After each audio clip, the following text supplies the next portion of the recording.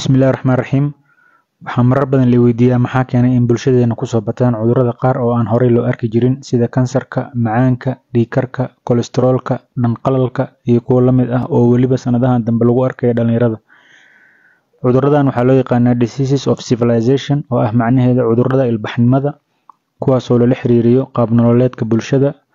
Waana cudurro soo ifbaxay markii ummadihii dunida ku noolaa ay ilbaxeen, noloshoodiina isbedeshay. Laakiin su-aashu waxay tahay sidee ilbaxnimada iyo cudurradan u wada xiriiraan?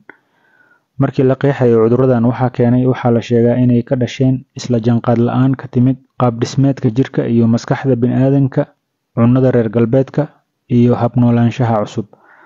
Waxaa kaloo cudurradan loo yaqaanaa social diseases oo ah cudurrada bulshada, ama lifestyle diseases oo ah cudurrada hab nololeedka ka dhasha.